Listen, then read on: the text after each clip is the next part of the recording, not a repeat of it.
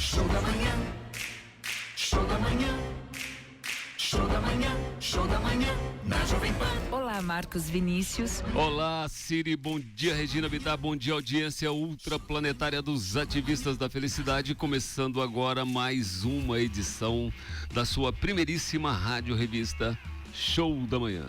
E hoje, o dia tão esperado, dia de São João. Viva São João nessa segunda-feira que a gente abre com papo de segunda, notícias de primeira. E hoje nós temos um convidado muito especial, o cientista, escritor, pesquisador Alberto Carlos Almeida, que vai estar com a gente te contando tudo sobre o novo livro lançado, sucesso absoluto, A Política Como Ela É.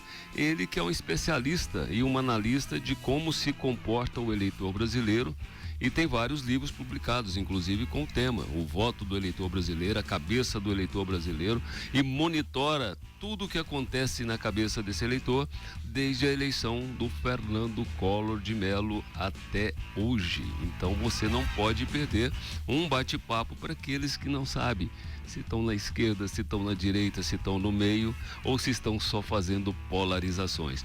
Mas antes vamos dar bom dia para nossa audiência maravilhosa que faz com que o Show da Manhã seja referência e preferência e a Jovem Pan líder em audiência. E eu começo pela minha queridíssima região Centro-Sul, que é a região dos negócios, do agro, dos serviços, dos ativistas da felicidade, da inovação e tecnologia e do turismo termal e quântico. Tudo isso é a região Centro-Sul, dois pilares, a cidade de Rio Quente com seu maravilhoso Rio Quente e uma história maravilhosa que você tem que conhecer, e Caldas Novas, com toda a sua infraestrutura para você celebrar, recebe gente do mundo todo.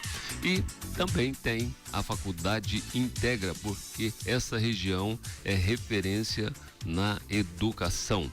Virando a página, então, bom dia, meus queridos ativistas Alessandra, Sérgio e Mayra, que a partir de agora conecta toda a região Centro-Sul com a 105.7 Jovem Pan, conectadíssima em você, Jovem Pan Centro-Sul, e viramos a página para a região metropolitana de Goiânia. Jovem Pan Goiânia 106.7, a conexão que eleva a frequência, a conexão que faz com que você seja um ativista da felicidade e celebre o maior patrimônio que é essa dádiva cósmica divina chamada vida. Então, muito bom dia a todos os ativistas, bom dia a todos que estão conectados no YouTube, Facebook e Twitter, que também é Jovem Pan e é líder na web. Dizendo isso, vamos dar bom dia aqui no Estúdio Marelli, o ambiente motiva, meu querido homem da Faria Lima, Marcelo Camorim, muito bom dia. Bom dia, Marcos Vinícius, bom dia a toda a equipe da Jovem Pan e a toda a audiência do Show da Manhã. E o Alberto aqui, que está nos presenteando com a sua presença ao vivo aqui nos nossos estúdios. Um ótimo dia, Alberto. Marcos, eu não vou começar comentando a segunda divisão.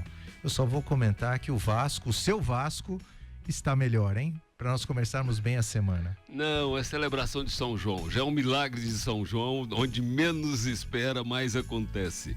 Mas eu fico muito feliz, a nossa Cruz Maltina voltou em ação, 4-1 no queridíssimo Fluminense, e ele não esperava. No Fluminense não, foi em quem mesmo? No São Paulo. Eu confundo os bambis, todos tricolor. É mesmo? Absurdo aí, olha absurdo aí. Então, já que ele é fluminense, tá de cabeça inchada porque perdeu de pênalti ontem pro Flamengo. Muito bom dia, meu querido Alberto Carlos Almeida, seja muito bem-vindo aqui hoje no Show da Manhã, presencialmente. Bom dia. Vamos lá, nossa audiência está vivendo um momento onde a nossa, vamos dizer assim, a nossa bússola de informação, ela está completamente enlouquecida e distorcida. Porque tem muita informação, mas muito pouco conhecimento, e hoje todo mundo tem a sua verdade. E aí tem gente que toma iniciativa e de repente publica um livro junto com uma cabeça pensante, que é o professor Janine, que é A Política Como Ela É. Essa paixão pela política é uma ciência, é paixão ou é tudo misturado, Alberto? que faz política, tem gente que participa da política. No meu caso, eu escolhi estudar a política, né? Viver próximo da política, estudando e trabalhando para aqueles, né, que fazem política e muitas vezes para aqueles que dependem da política na sua atividade empresarial, né? Então entra aí a parte de consultoria política, previsão. De alguma maneira são formas diferentes de se envolver com a política. Muito legal. Para quem não sabe, não conhece, o Alberto Carlos Almeida, além de ser um escritor sobre o tema, pesquisador e, ao mesmo tempo, um analista, ele é doutor em ciência política, diretor do Instituto Brasilis e presta consultoria e também faz aí a sua atividade de uma forma científica, inclusive chegando a ser um comentarista político em vários momentos das eleições presidenciais do Brasil, em vários veículos importantes de comunicação no país. Então ele tem aí o seu doutorado e é um mestre nas análises. E a gente vai fazer um passeio pelo Brasil, porque o Marcelo Camorim, quando chegou aqui ao Show da Manhã, Alberto, ele era simplesmente um analista econômico, porque ele é um cara que é formado, é um neoliberal e era apaixonado no Paulo Guedes, até conheceu o Haddad, porque são escolas diferentes, mas com resultados também diferentes. E aí ele criou uma paixão pela política, criou uma paixão por uma série de temas, e a gente sempre comenta que esse tempo de democracia brasileira, depois do que se chama a revolução ou não revolução, mas a época que nós vivenciamos ou vivemos sobre um regime que fez uma intervenção na política brasileira, no comportamento brasileiro e na cultura brasileira, aí nós tivemos algumas experiências muito interessantes, porque tudo começou com o movimento das diretas já. Nós tivemos o Tancredo impossibilitado, o Sarney assume, aí vem a primeira eleição direta, depois desse período, que foi a eleição do Fernando Collor de Mello, mas se tinha uma discussão mais centrada no jogo político, no tema político, de que essa polarização que virou o cenário de hoje, onde a gente não é um fla-flu, para dizer isso. Tem muita torcida, pouco conceito e pouco conhecimento sobre o tema. Como é que você analisa, como é que você vivencia, o que você pode falar para a nossa audiência sobre essa transição de 89 até 2024? De fato, houve uma mudança recente, né? Eu acho que o que você se refere aí, Marcos, é uma mudança recente para um ambiente mais polarizado, um ambiente no qual as pessoas têm dificuldade, muitas vezes, de dialogar em torno de pontos comuns. E isso aconteceu. A gente não sabe até quando isso vai durar, se isso irá se aprofundar, se isso será diminuído mais na frente. Não tem no horizonte hoje, para nós, ninguém consegue vislumbrar, por enquanto, uma mudança desse cenário de maior polarização e de cristalização da polarização. Outros países vivenciaram, já vem vivenciando isso antes de nós. Outros países estão entrando agora nessa experiência mais polarizada, mas o que você menciona é verdade. As redes sociais têm um papel nisso, quer dizer, as redes permitem que as pessoas tenham seu mundo próprio, né? Elas convivem com gente parecida com elas, ouvindo aquela notícia daquele grupo, daquele segmento, e é a situação que nós estamos hoje. Isso simplesmente vem acontecendo com a contribuição dos dois lados. Eu diria que tanto esquerda quanto direita contribuem para a polarização. Eu acho que é um fenômeno do mundo moderno, da comunicação moderna. Vamos ver para onde isso vai nos levar. O esforço, tem gente hoje que se esforça, toda ação tem uma reação, né? Então tem gente que hoje se esforça para tentar fazer com que o ambiente seja menos polarizado. A gente já tem o diagnóstico da situação, a gente não sabe se haverá solução. O que a gente sabe é que essa polarização dificulta muitas vezes a tomada de decisão na direção correta. Consensos que no passado eram estabelecidos, dois lados opostos eram capazes de ceder e chegar a um denominador comum e com isso decidir uma determinada política. Hoje isso se tornou um pouco mais difícil, se tornou bem mais difícil em diversas áreas. Então, aonde isso vai nos levar?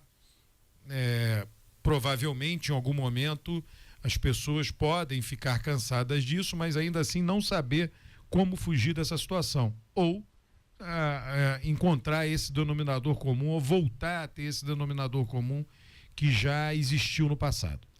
Muito bem, vamos lá, Marcelo Camorim. Primeira curiosidade preliminar, porque no segundo bloco nós vamos entrar nesse livro que está fazendo sucesso, A Política Como Ela É, mas vamos dar algumas preliminares para a nossa audiência, e aí você, curiosidade, 1 minuto para perguntar, 2 minutos para o nosso querido Alberto responder. Alberto, desde 1990, parece que o brasileiro busca heróis, o caçador de marajás, o operário que virou presidente, e agora em São Paulo está aparecendo um novo super-herói que é Pablo Marçal, que inclusive é da região aqui do estado de Goiás. Ele está à frente até de Datena, ele está à frente de Kim Kataguiri, ele está à frente de Tabata Amaral, que já são precursores na política. É isso mesmo? Será que em São Paulo também estão buscando um super-herói, Pablo Marçal? O tempo vai dizer, Marcelo. É o início de uma campanha, né? Na verdade, nós estamos hoje, tecnicamente falando, em uma pré-campanha, e 2 candidatos, né? O prefeito atual, você tem uma eleição típica lá de alguém que tem uma votação governista, que é o prefeito, Ricardo Nunes, e alguém que tem a votação oposicionista, que é Boulos, né? Guilherme Boulos, do PSOL, com apoio do PT. Então a eleição em São Paulo está polarizada em torno dessas figuras. A votação que nas pesquisas, a intenção de voto que nas pesquisas Pablo Marçal tem muito a ver com um apoio de Bolsonaro, um apoio mais radicalizado de Bolsonaro. Então ela fica ali entre 10% e 15%. Não sabemos se isso vai subir. Eu prefiro ficar com uma previsão de que nós temos isso hoje configurado em São Paulo. Um candidato governista, claramente, óbvio, né? O prefeito que disputa a reeleição, e um candidato claramente oposicionista pela esquerda.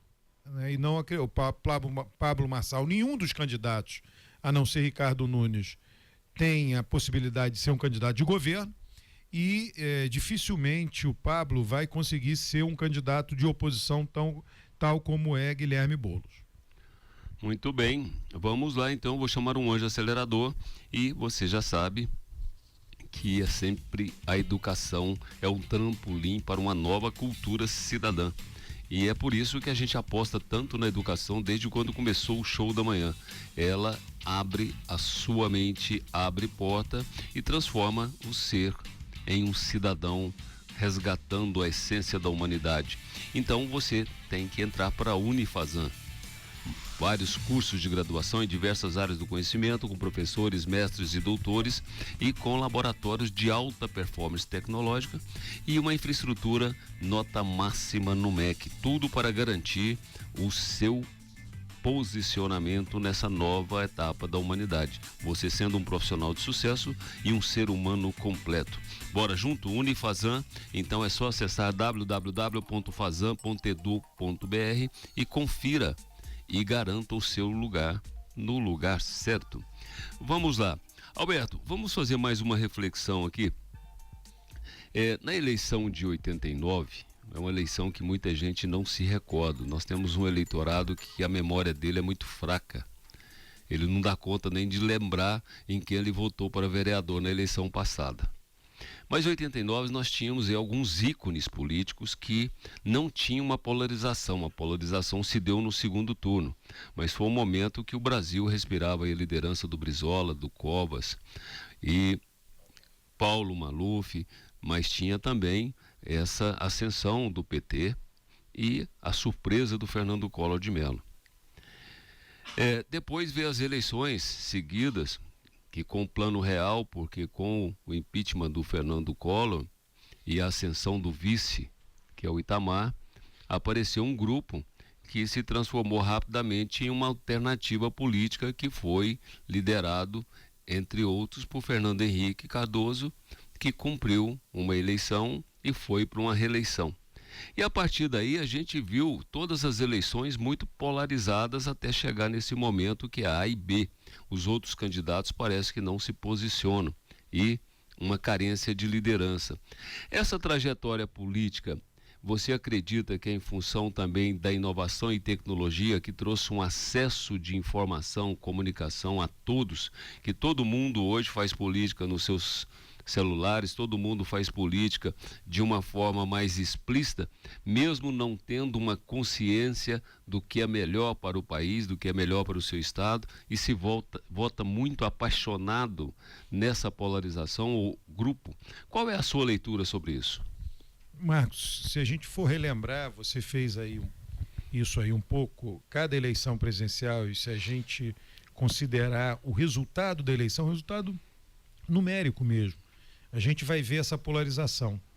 Vamos começar em Fernando Henrique, o primeiro Fernando Henrique. Ele foi eleito no primeiro turno. Ser eleito no primeiro turno é uma margem folgada. Significa que um candidato só teve condições de ter, já na primeira rodada, com muitos candidatos, mais de 50% dos votos. Então, Fernando Henrique foi eleito e reeleito no primeiro turno. Aí, na eleição seguinte, a primeira em que Lula foi eleito, foi para o segundo turno, já, digamos assim, uma divisão ali mais sólida, né? Porém, no segundo turno, nas duas eleições de Lula, ele venceu com praticamente 20 pontos de margem. O que significa 20 pontos de margem? Um eleitorado capaz de chegar, digamos assim, não um consenso, né? Mas a 60%, 60-40%. Então, um eleitorado que não é tão dividido ao meio assim, não era tão dividido ao meio assim. Aí vem Dilma. Ela vence a sua primeira eleição com 12 pontos.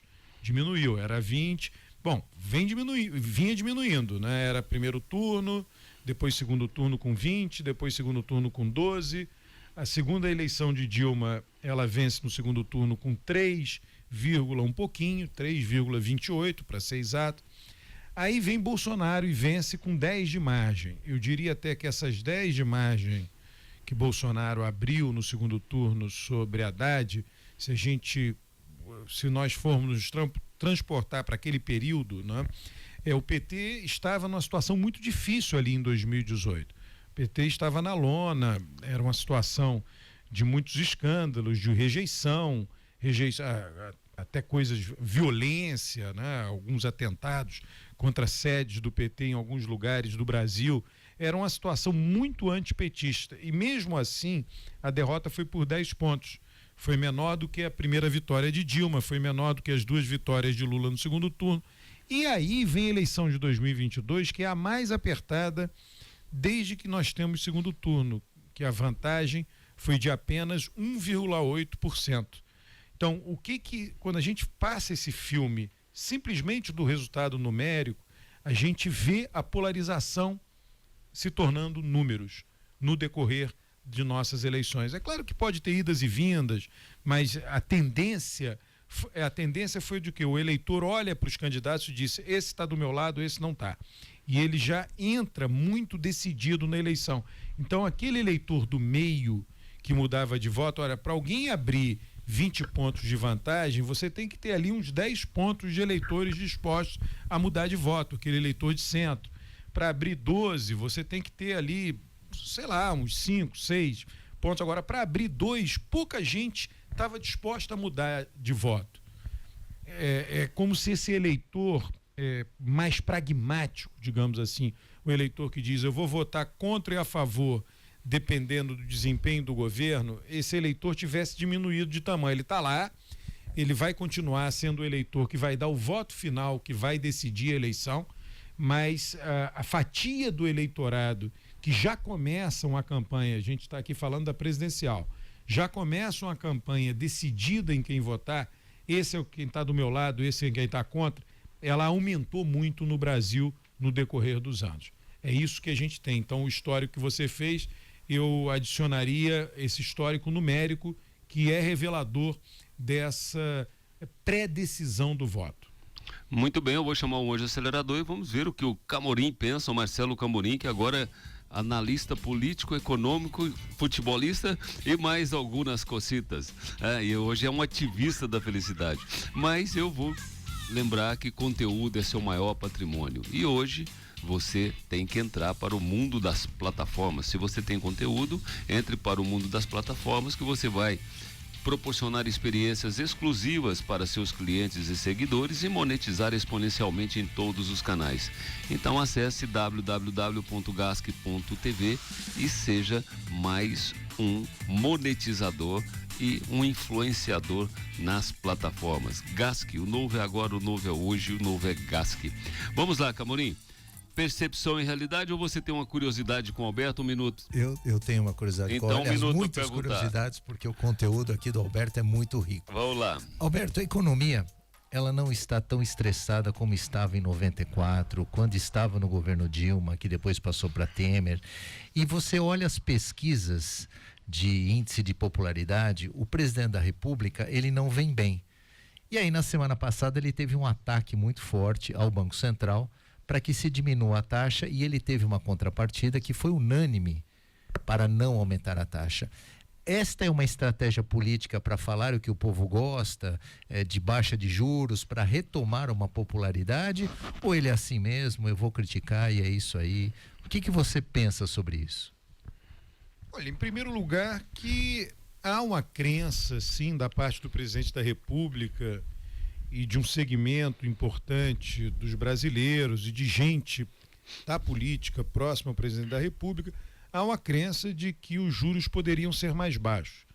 É uma crença, como todo mundo da política, não é algo baseado necessariamente na técnica. A decisão do Banco Central é uma decisão, eu sei que muita gente pode questionar e muita gente discorda do que eu vou falar aqui, mas é uma decisão baseada nas informações que o Banco Central tem. O Banco Central tem um mandato. O mandato do Banco Central é perseguir, não só, mas principalmente perseguir uma meta de inflação. Então a meta tem uma faixa para ela variar e tem o centro da meta. Quanto mais próximo do centro da meta, mais o Banco Central cumpre o seu mandato. Ele tem um mandato para isso. E o Banco Central, certamente esse presidente do Banco Central, ele não segue doutrina A, B ou C. Ele segue muito o pragmatismo do conhecimento acumulado pelo Banco Central.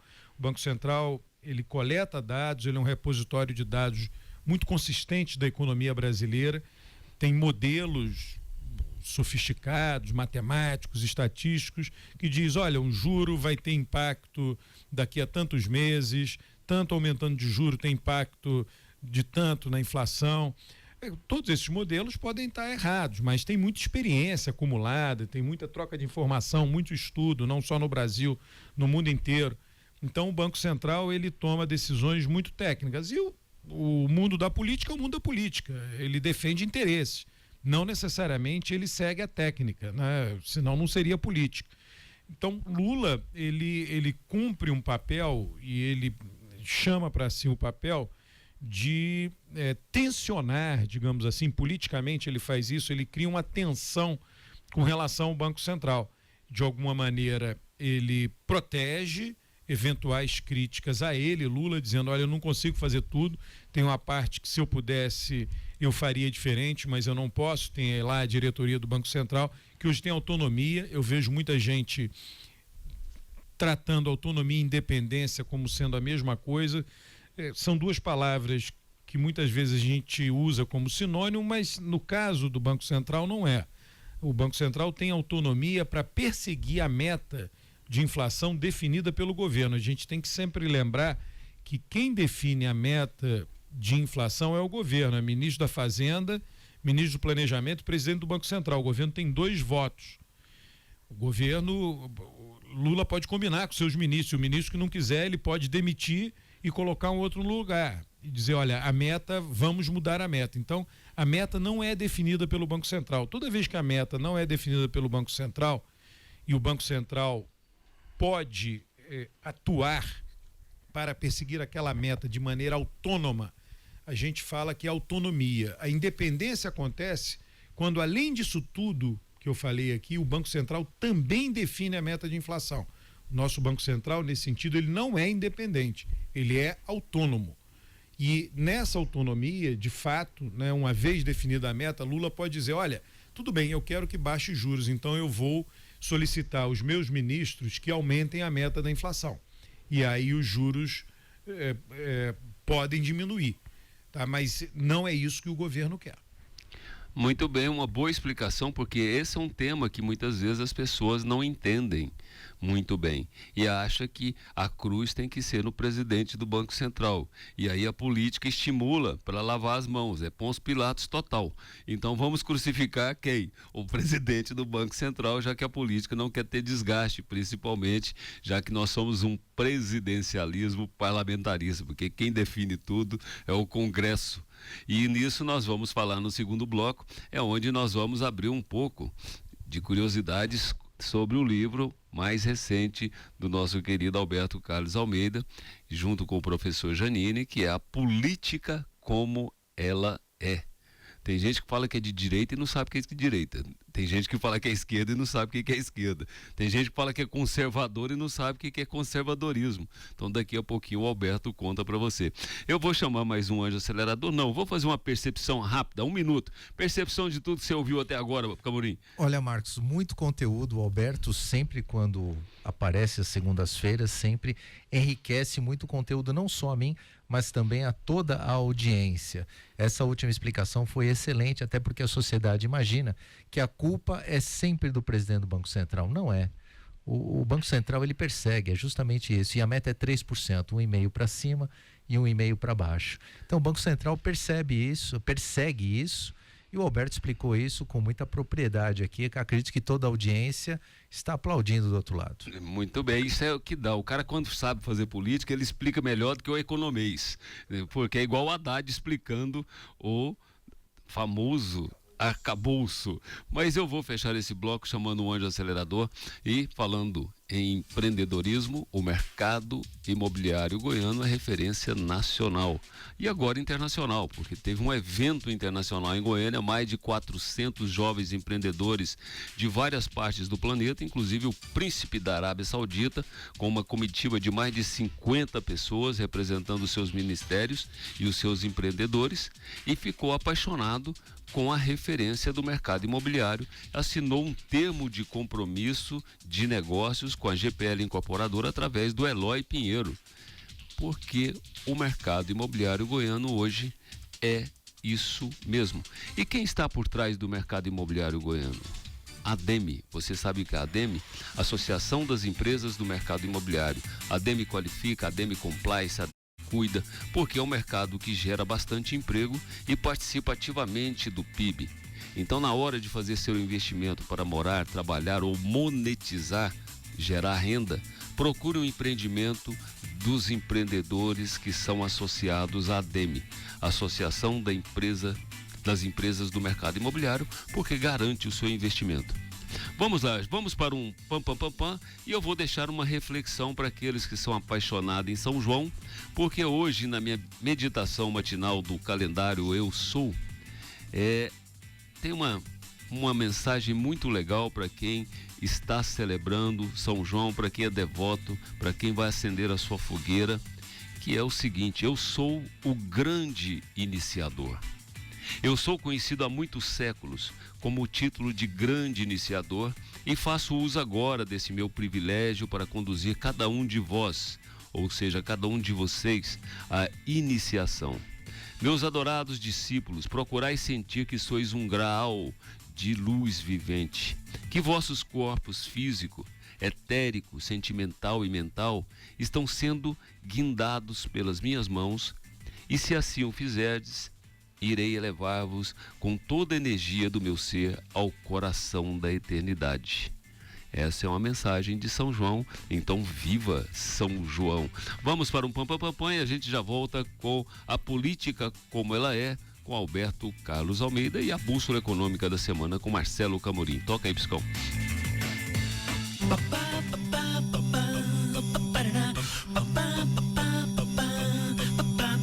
Rádio Revista hoje. Papo de segunda, notícias de primeira, participação especial e ao vivo com Alberto Carlos Almeida, que é doutor em ciência política, diretor do Instituto Brasilis e é também um cientista, um pesquisador e um ativista.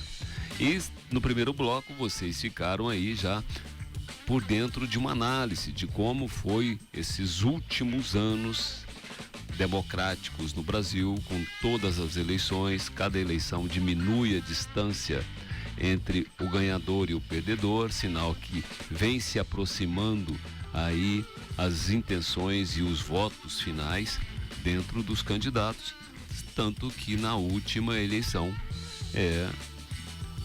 nós ficamos aí numa expectativa, porque não teve boca de urna que desse certeza de qual seria o resultado, porque se não estou equivocado, o Alberto me corrija por favor, foi em torno de 1,8 a diferença entre os dois candidatos.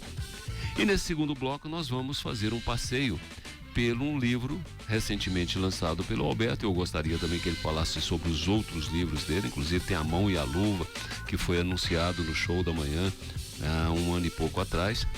Mas antes vamos dar bom dia para o meu ativista que acaba de chegar do Peru, aqui todo aparamentado, mas com muito ativismo da felicidade, para uma manhã maravilhosa como essa que nós estamos no dia de São João. Bom dia, Rosenval Ferreira. Bom dia, Dr. Carlos Alberto, meu querido Camorim e equipe. Isso prova que você entende um pouco de cachecol, porque esse realmente é do Peru, é lá, comprei lá. Agora, eu admiro muito o Dr. Carlos Alberto, porque você ser cientista político numa coisa tão complexa quanto a política, e acertar e ser assertivo, é uma coisa muito qualificada. Porque se tiver uma coisa difícil de entender em qualquer lugar do mundo, às vezes no Brasil mais um pouco, é essa arte da política. E no Brasil, com um adendo para arrematar, nós temos que trabalhar não só com a política, mas muito mais, a meu ver, com a politiquice. E a politiquice não pode ser é uma coisa totalmente, às vezes, imprevisível. Muito bem, nós não vamos entrar nesse tema, mas no terceiro bloco nós podemos fazer algumas provocações. Mas, Alberto, a política como ela é um título ousado, é o que todo mundo busca, e hoje a política virou como futebol, todo mundo entende mais do que todo mundo, então todo mundo é professor de política. A política como ela é, o que quer dizer, qual o objetivo e qual a análise que você pode falar para a nossa audiência sobre esse novo livro, que é mais um manual de quem quer viver e debater a política no nosso país. Marcos, o livro é em formato de diálogo. Renato Janine Ribeiro e eu, né, que a gente fica conversando sobre determinados tópicos. Então, cada capítulo é um tópico. Eu até muitas vezes me refiro ao capítulo como se fosse uma espécie de verbete, né? A gente fala, né, num dicionário tem um verbete. Então, tem lá um capítulo começa o livro, presidencialismo. Então a gente debate o que é o presidencialismo, quais as principais características do presidencialismo, quais as consequências de adoção do presidencialismo, onde ele é mais comum. Segundo capítulo, parlamentarismo. Aí nós debatemos, quais são as principais diferenças entre parlamentarismo e presidencialismo, e por aí vai. Sistema eleitoral. O que é um sistema eleitoral? Que a gente fala muito de voto e ninguém fala... tudo bem, é um termo técnico, mas é um termo técnico, não é um termo técnico como aqueles da medicina ou do direito. É um sistema eleitoral. Então são palavras de uso corriqueiro. Só que juntas elas significam o quê? Uma maneira de votar. Você vota e aqueles votos vão se transformar em representação, cadeiras serão distribuídas, né? Você tem um partido tem tantas cadeiras na Câmara dos Deputados, outro partido tem tantas cadeiras no Senado Federal. Então, a gente fala de sistema eleitoral. O sistema eleitoral nosso, brasileiro, é um sistema proporcional para as eleições legislativas. A gente compara com o sistema distrital ou majoritário. Então, o livro é isso. O livro vai... E aí tem discussão. O que é o comunismo? O que é o socialismo? O que é o conservadorismo? O que é a social-democracia? São N tópicos, são quase 30 tópicos, sendo desses tópicos que estão por aí, né, sendo muito debatidos pelas pessoas. Então o objetivo é levar as pessoas em uma forma de diálogo que nem sempre eu e meu coautor nós concordamos. Isso é bom também, dar uma dinâmica à leitura, que muitas pessoas já vieram me dizer, né, elas gostam disso, né, essa divergência entre nós dois. Então dá uma dinâmica à leitura e faz a pessoa pensar. Esse é o objetivo do livro, né? É um objetivo, digamos assim, didático. Muito bem, é uma experiência interessante. Eu li um resumo proporcionado por você desse livro, como é que era o formato, e ao mesmo tempo a gente vive num mundo de polarização e que esses temas como comunismo, socialismo e capitalismo, eles ficaram hoje um pouco abstratos, porque o representante maior do comunismo hoje no mundo é o maior capitalista, é o país mais rico, que é a China, né? Não em termos de PIB, mas em termos de inovação, para quem há 50 anos atrás era um bando de camponês plantando arroz irrigado. E hoje a inovação em tecnologia e o PIB mundial, primeiro lugar Estados Unidos, segundo lugar China. Não, o PIB, mas você tem que o PIB bruto da China... É né, disparado. Disparou, disparou recentemente, né? 10 anos. Exato. Tem uma população imensa. Imensa. Né? E tem uma coisa que a gente não entendeu ainda, quem está no mundo da economia, do jornalista, que você explicou muito bem, por exemplo, quando você trouxe a explicação sobre o Banco Central, o que é autonomia e o que é independência. O sistema eleitoral brasileiro, as pessoas deviam parar também, que ele é um super banco de dados. O TSE deve ter tanta informação acumulada para não gerar uma série de especulações populares que às vezes tira a credibilidade da política. E aí, eu gostaria de trazer para a nossa audiência, que não tem essa informação toda, através do Marcelo Camorim e do Rosenval, com curiosidades com o Alberto sobre temas como, de verdade, o que é o comunismo, já que no livro ele debate sobre isso, o conservadorismo, o socialismo ou o presidencialismo, porque a audiência não sabe. Então eu começo com você, 1 minuto para perguntar, 2 minutos para o Alberto Carlos responder, Rosenval. Marcos, na verdade, eu faço uma observação. Eu acho que a audiência sabe, sim, da audiência qualificada. Nossa, tem essa noção básica. Mas quando a gente fala na nossa audiência, nós não podemos estratificar a qualificada, porque nós temos audiência de A a D. Mas eu digo assim, talvez parte da nossa audiência não saiba, e mesmo aquela parte que sabe, sob o ponto de vista do que o Dr. Carlos Alberto fez, é uma coisa, como ele disse, é didática. Às vezes a gente tem o senso comum das coisas, vai para uma aula de magna de alguma coisa e fala, uau, isso aqui me acrescentou alguma coisa. Agora, a pergunta que eu tenho para o professor Carlos Alberto, Alberto Carlos. Alberto Carlos, escuta.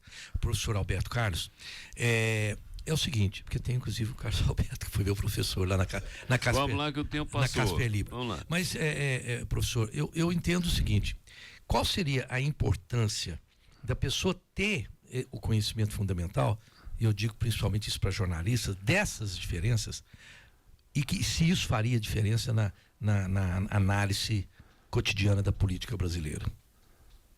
Olha, as pessoas não ficam analisando a política.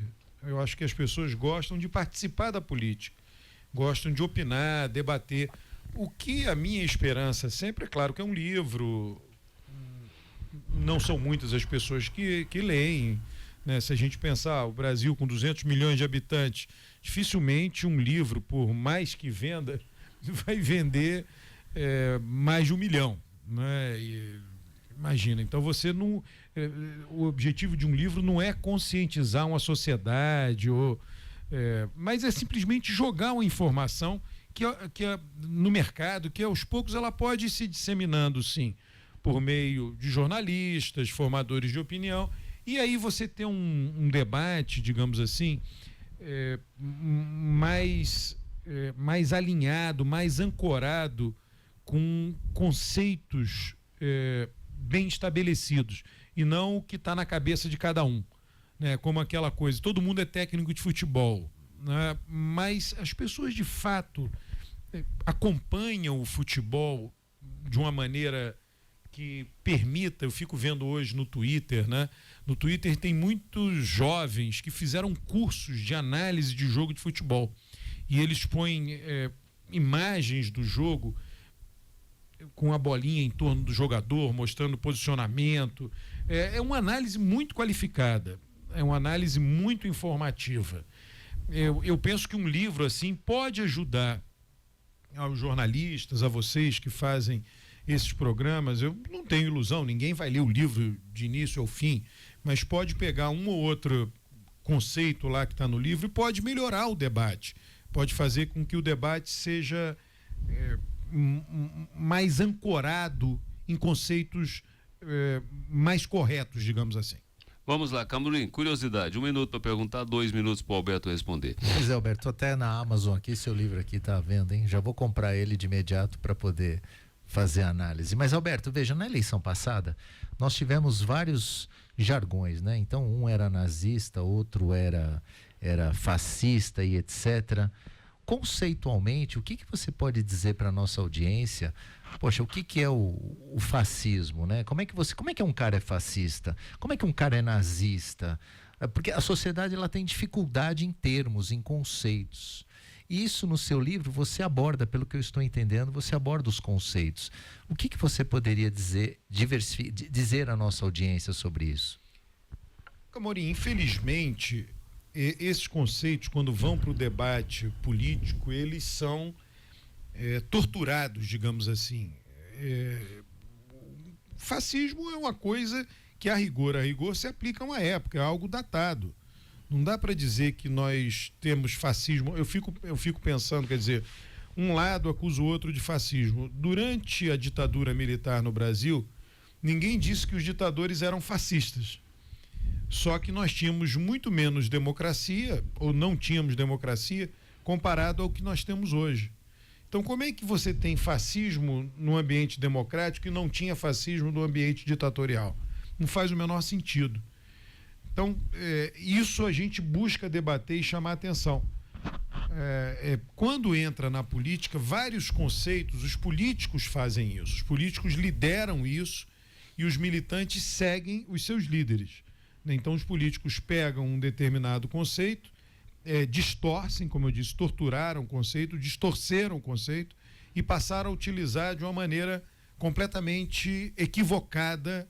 O que o livro tenta fazer? A gente tenta voltar ao que não é equivocado, o que é mais ou menos bem estabelecido no mundo dos especialistas. É muito legal essa abordagem que você está trazendo, Alberto, porque eu acredito que os jornalistas, os escritores, analistas políticos deveriam ter mais embasamento ou buscar mais informações, até para explicar para os seus leitores e até mesmo aqueles que estão no veículos de comunicação, seja por imagem, só por rádio ou em plataformas, porque muitas vezes esses adjetivos de fascismo, comunista e não sei o quê, sai como se fosse a mesma catarse que existe num campo de futebol quando as pessoas começam a gritar e se expressar. Mas você trouxe um dado que é muito importante, eu vou pautar o programa em cima desses dados, assim como você explicou muito bem o tema do Banco Central sobre independência e autonomia, né, que muito pouca gente sabia que o governo tem 2 votos para definir uma meta de inflação e, ao mesmo tempo, o presidente do Banco Central busca uma meta que foi definida pelo governo junto com o Banco Central. Na política, se as pessoas tivessem um pouquinho mais de entendimento, as polarizações seriam mais construtivas e não essa guerra de tortura, como você falou, como as pessoas imaginam as coisas. Eu vou chamar um anjo acelerador e vamos mais uma rodada de curiosidade, porque o papo merece. Então, você já sabe que saúde é seu maior patrimônio.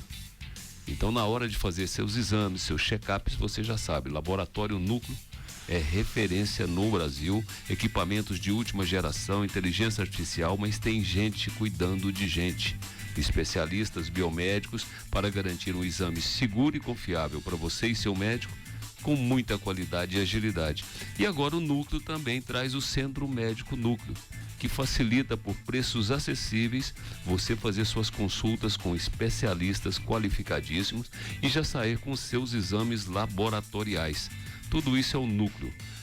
Laboratório Núcleo e Centro Médico Núcleo, cuidando da sua saúde, da sua família e de todos os goianos.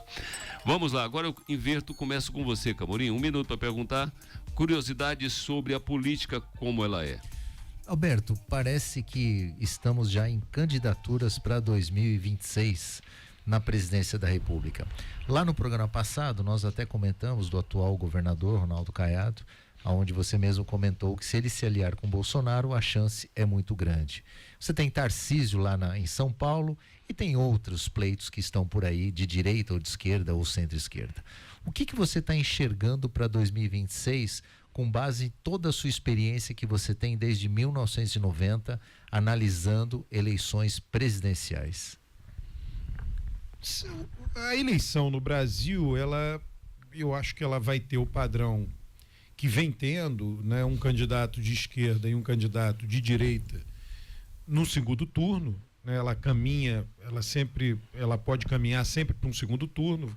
Nós tivemos só 2 resolvidas no primeiro, apesar de que várias outras ficaram próximas de terminarem no primeiro, mas tudo indica que nós teremos uma eleição em 2 turnos.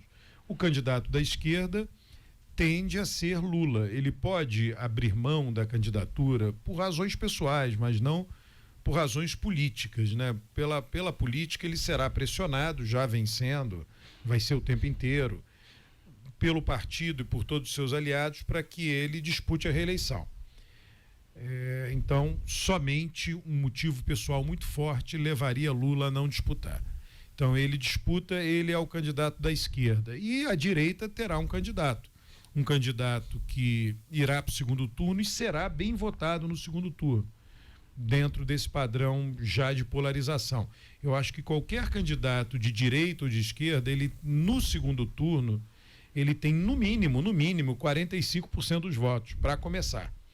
Tá? E a tendência é que seja mais do que 45%.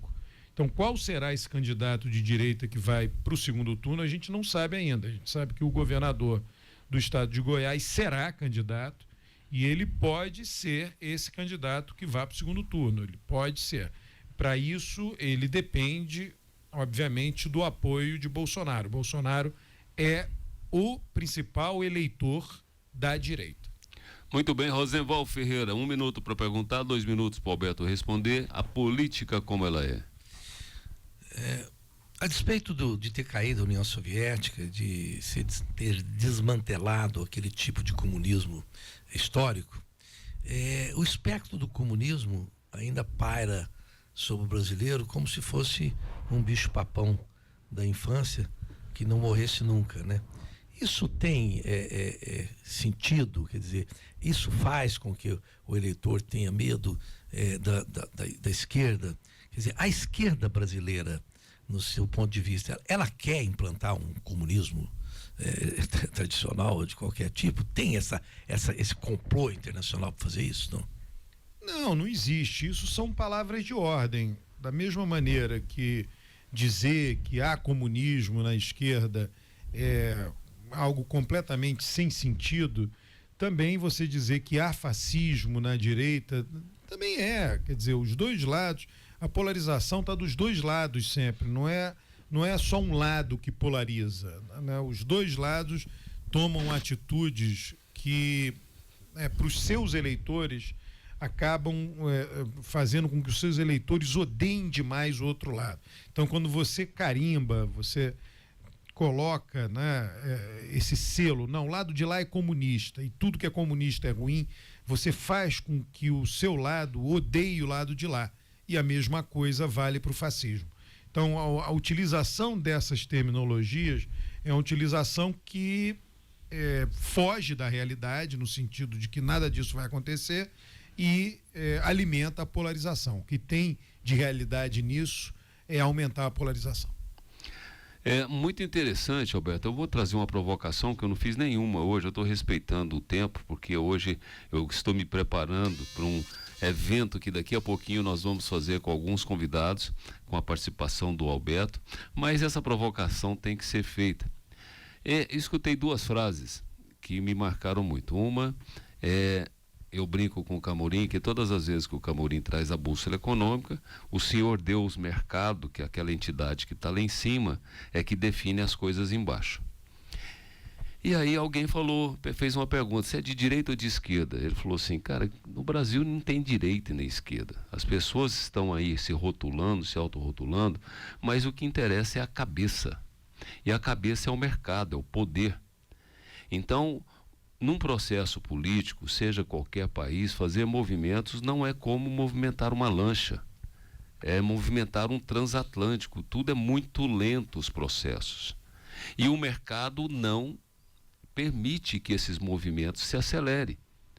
Então, quando se faz uma pergunta como o Rosenwald fez e que o Camorim fez, esse processo eleitoral que tem a torcida e os debates, tem uma coisa que muitas vezes não é discutida: o poder institucional do mercado em cada país, que é diferente quando você pega uma terra arrasada, quando foi na época do Brasil com Sarney, que nós mudamos a moeda, e agora na Argentina com a experiência de uma terra arrasada que o Milei chegou propondo fazer alguma reforma mais ousada.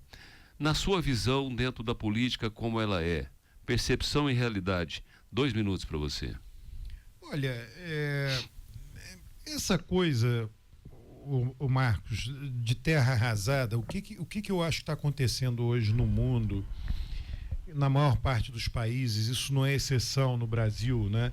Eu acho que tem uma percepção dos eleitorados, uma percepção majoritária de que o sistema político faliu, o sistema político está quebrado. Em que sentido? Ele não atende à demanda das pessoas. Isso daí tem conexão também com uma certa literatura econômica, que é a diminuição do potencial que a inovação tem de propiciar o crescimento econômico. Tem muitos estudos já sobre isso. Você teve um aumento de riqueza muito grande das sociedades com determinadas inovações do passado, principalmente pós-revolução industrial. Tem a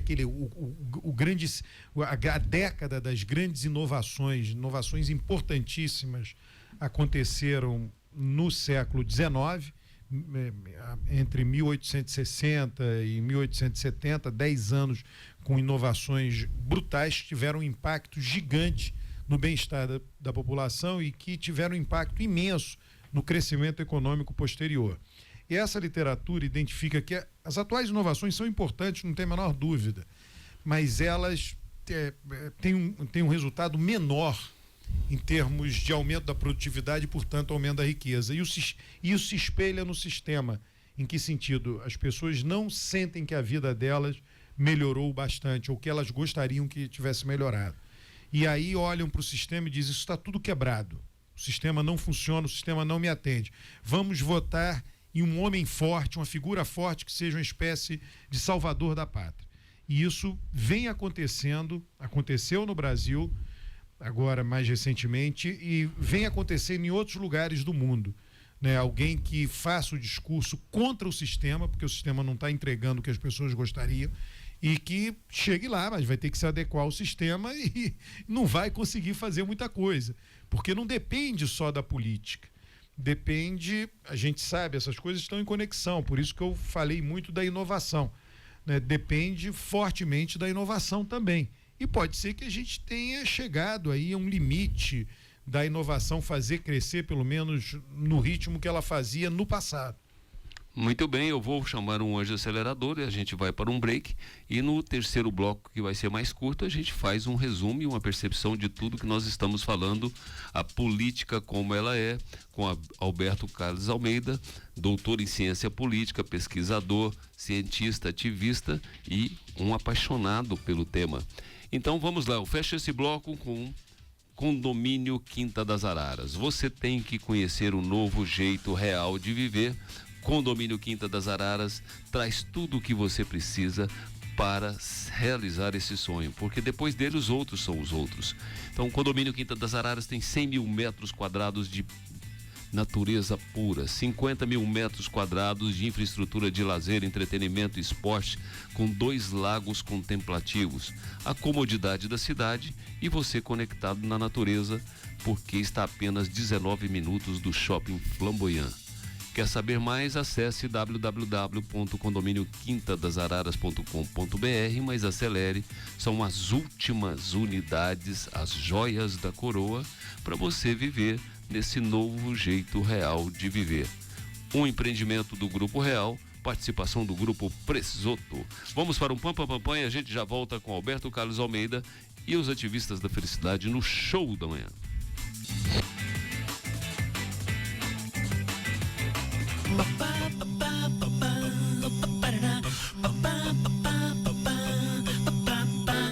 Hoje, papo de segunda, notícias de primeira, e nós estamos aqui com Alberto Carlos Almeida, cientista político, doutor em ciência política, escritor, vários livros publicados, a cabeça do eleitor brasileiro, e o último, quer dizer, o penúltimo também, nós falamos muito pouco dele, mas o título é maravilhoso, né? A mão e a luva, ou a luva e a mão, é isso mesmo, como é que se encaixa. E agora a política como ela é, um diálogo com o professor Janine, que é uma cabeça brilhante também no mundo político, com experiência. Esse terceiro bloco vai passar rápido, porque a gente vai encurtar o bloco em função de um evento que nós temos aqui hoje no edifício New World, onde o Alberto vai fazer um bate-papo com um grupo de pessoas para a gente falar sobre a cabeça do eleitor brasileiro e a política como ela é. E a gente deu essa antecipação aqui para vocês, a audiência do Show da Manhã. Então vamos lá. Alberto, país presidencialista, mas o Congresso atuante e o presidente tem que seguir um padrão muito mais parecido com o parlamentarismo do que o presidencialismo, porque sem um Congresso não se aprova, sem um Congresso não se determina, e sem um Congresso não se governa. Percepção e realidade. Você me permita eu fazer uma retificação um pouco no que você falou? Claro. É que é muito comum hoje, quando as pessoas dizem assim, o Congresso é poderoso, o parlamento é poderoso, então é parlamentarismo. Se o presidente é poderoso, então é presidencialismo. Mas não é muito assim. No parlamentarismo, na verdade, o que acontece no parlamentarismo? Os partidos se unem, votam e aí formam um governo. Uma vez formado o governo, todas as proposições que o governo apresenta, o parlamento aprova. Todas. Se ele não aprovar, cai o governo. Então, na verdade, a gente chama, no Brasil ficou muito essa ideia, se o parlamento é poderoso, então é parlamentarismo. É o contrário. No parlamentarismo não tem divisão de poder. O parlamento e o poder executivo, eles funcionam como uma coisa só. E o poder executivo meio que tratora, ele passa um rolo compressor, um trator em cima. Por quê? O poder executivo vai lá e apresenta e o parlamento tem que aprovar. O parlamento tem que aprovar, o parlamento tem que aprovar. No presidencialismo é que o parlamento pode não aprovar e mesmo assim o governo não cai. Então, na verdade, o Brasil está exercendo tudo que o presidencialismo permite exercer, que é o Congresso votar como quiser e o presidente fica lá. Acabou. A gente teria que arrumar um outro nome para isso. Você entende? Do ponto de vista exclusivamente... E é bastante esclarecedor o que você está trazendo, porque o termo comum é que o presidente não governa, não. O presidente não governa, o Congresso governa, só que o presidente não cai. O Congresso pode até não obedecer ele, que não tem problema. Não tem problema. Isso só é possível no presidencialismo. Uhum. No parlamentarismo não acontece isso. O que a gente está vendo hoje no Brasil? A gente viu hoje, eu tenho uma conta no Twitter, andei tuitando lá já 1, 2 semanas atrás, a gente está vendo uma deterioração do processo legislativo no Brasil. O que acontecia há não muito tempo atrás? As comissões eram importantes. Você conhece muito bem Brasília, vai ali no corredor das comissões, chega quarta de manhã, está lotado aquilo ali. Hoje aquilo virou um local para os parlamentares fazerem falas, gravarem e botar em suas redes sociais. E o poder de decisão das comissões diminuiu muito. Era tudo muito debatido. No passado, para aprovar uma emenda constitucional, levava 2 meses, 3 meses, era normal. Era muito difícil aprovar rapidamente uma emenda constitucional. Hoje, você pode aprovar uma emenda constitucional em função da transferência de poder para o presidente da Câmara. Você pode aprovar uma emenda em 1 semana. O que está acontecendo na prática em Brasília hoje? É um verdadeiro absurdo o que está acontecendo. Os parlamentares, imagina você, Marcos Vinícius, é deputado federal eleito, entra no parlamento, sem saber o que vai votar. Está acontecendo isso hoje. Você entra no plenário sem saber o que vai votar. Quem é que sabe? O presidente da Câmara. E aí ele pauta na hora. Aí os parlamentares do plenário ligam para os seus assessores: olha, a pauta hoje é a seguinte, me dá uma ajuda nesse projeto, como é que eu devo votar? Ninguém sabe mais. Imagina, as pessoas que nós elegemos estão indo votar leis que elas não debateram e não sabem quais são. É isso que está acontecendo hoje em Brasília, dentro da Câmara dos Deputados. O debate diminuiu muito, as audiências públicas, o poder de interferir na lei, na lei, nos finalmente da lei, diminuiu muito.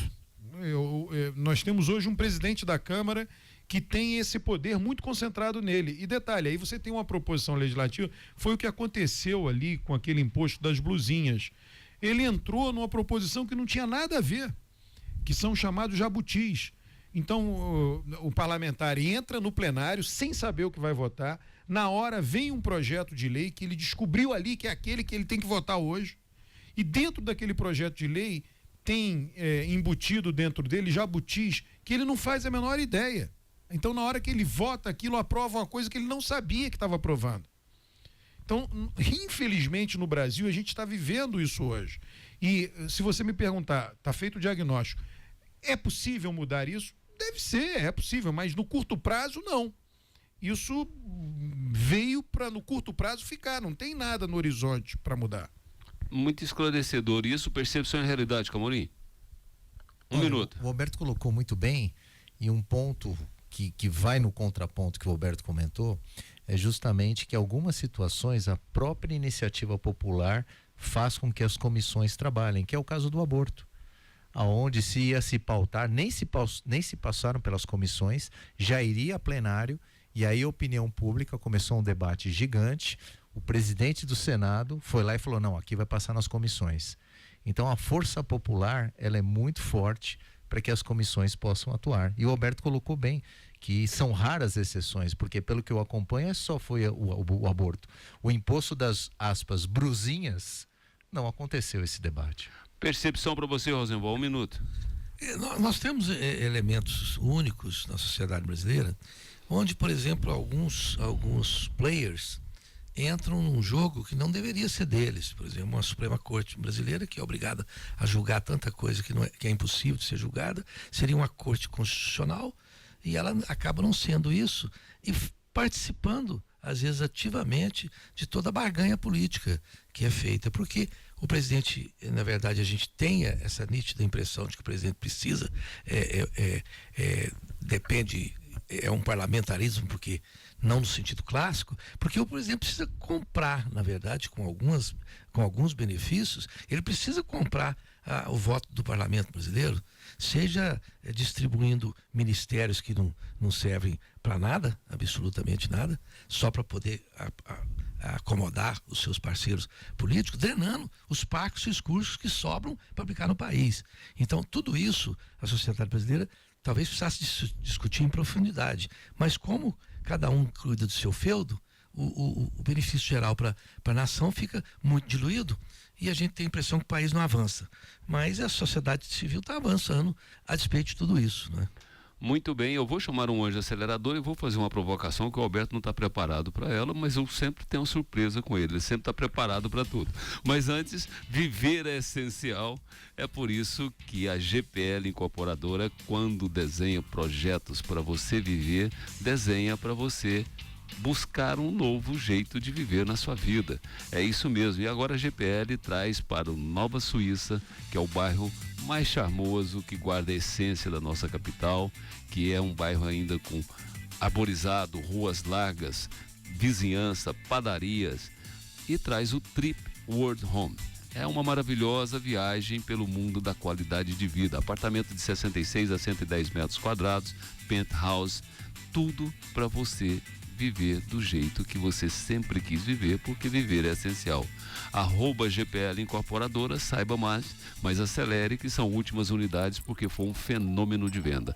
Trip World Home, só com a GPL Incorporadora.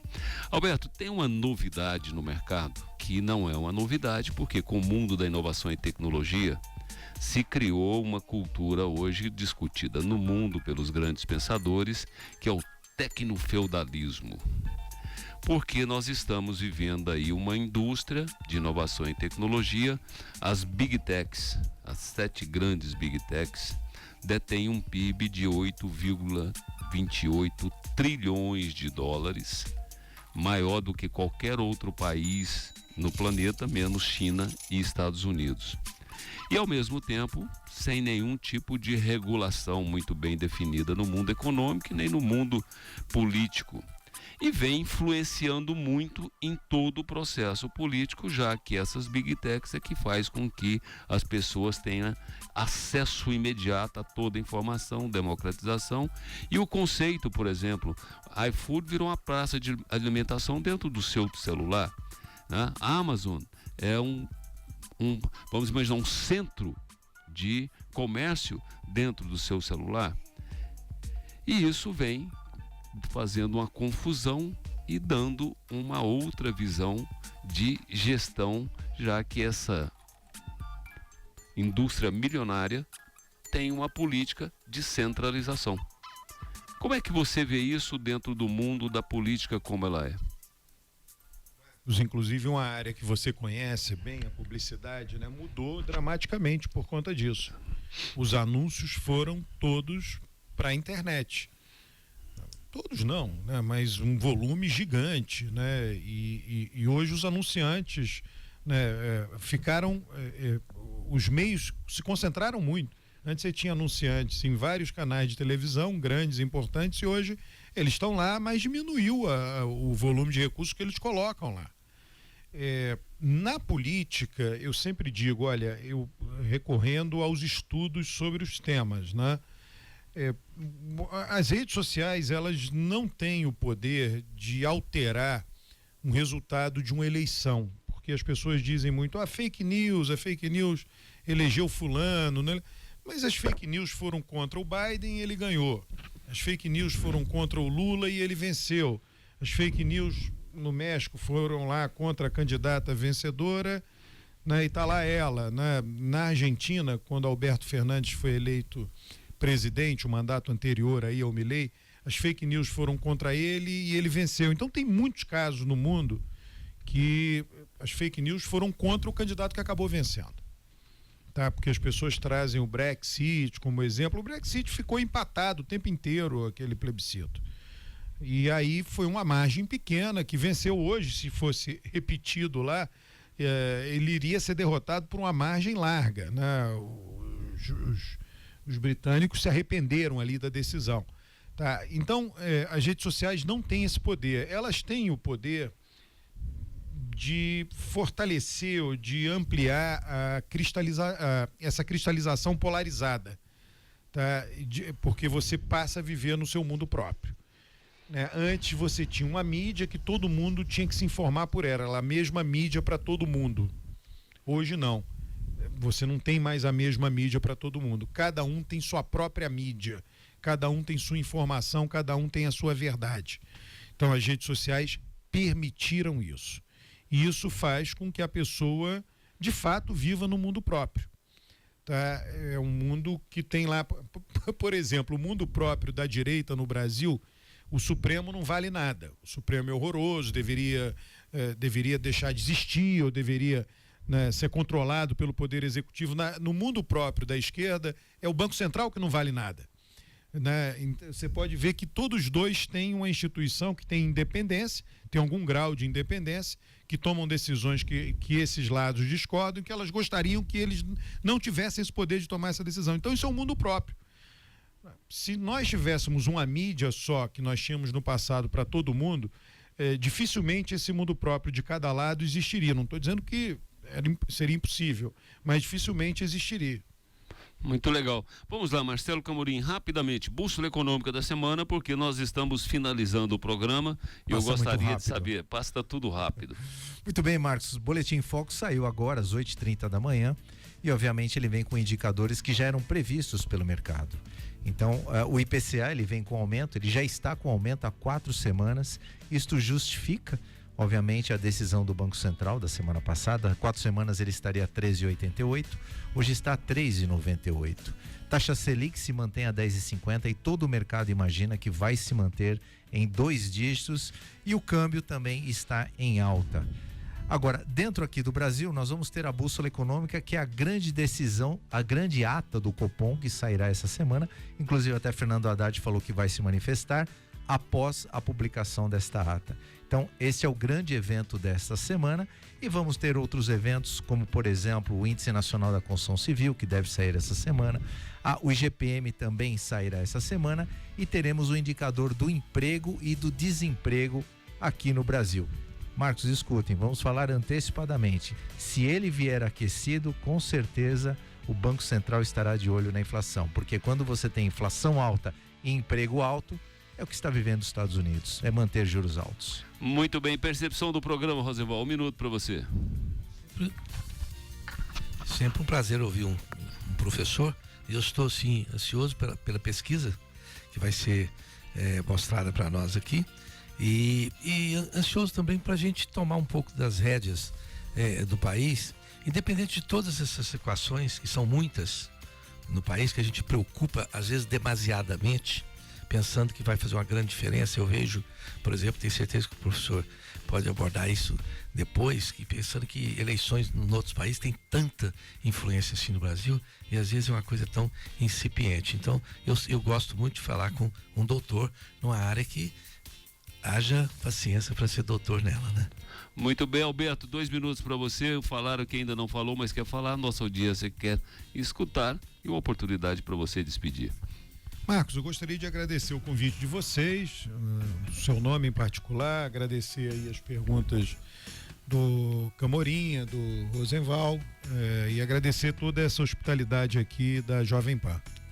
Muito bem, a gente fica muito feliz, você sempre bem-vindo, porque a gente, além da admiração pelo seu trabalho, pela sua pessoa, você sempre acrescenta aquilo que falta para nossa audiência. Então, o Show da Manhã agradece, a Jovem Pan agradece e seja sempre muito bem-vindo às terras goianas, quem sabe a terra do próximo presidente da República, mas isso a gente fala mais na frente.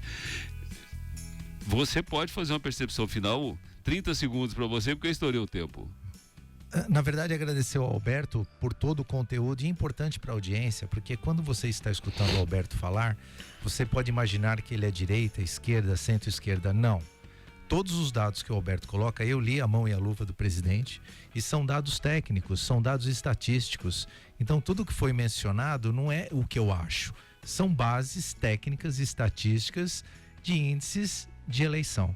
Isso é importante porque às vezes o ouvinte imagina, não, é direita, esquerda, não. São dados técnicos. Então a percepção foi ótima. Muito legal. Eu tenho um evangelho que é o Evangelho Eleitoral segundo Marcos. E eu abro com ele da seguinte forma: em política, quem acha já começa perdendo.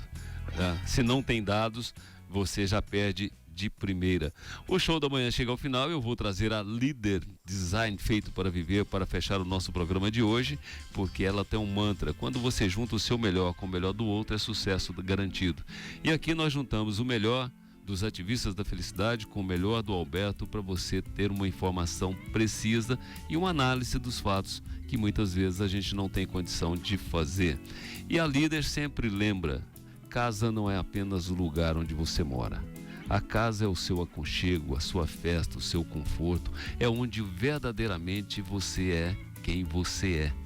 É por isso que a Líder, no quase 80 anos de jornada, traz sempre soluções personalizadas e completas para a sua casa ficar do seu jeito. Tudo com design com alma brasileira. Líder Design feito para viver, uma loja aqui na Avenida T2 que você tem que conhecer. O showroom vai te surpreender e a loja parece uma casa cor. Soluções para todos os ambientes. Líder Design feito para viver, uma loja do grupo Via Condote, especialista em qualidade de vida. Dizendo isso, agradeço a audiência maravilhosa que faz com que o Show da Manhã seja referência e preferência.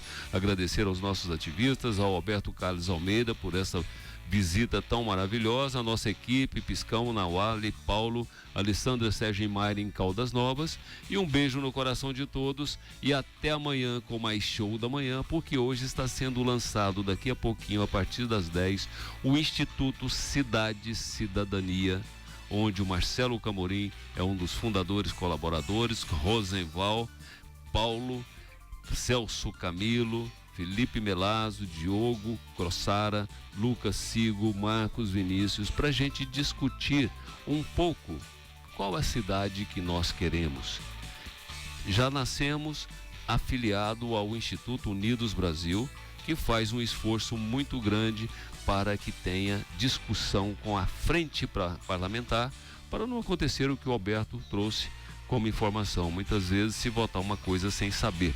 Então, o Instituto Cidade e Cidadania, junto com o Instituto Unidos Brasil, aliança para que a gente possa ter um novo conceito de cidadania.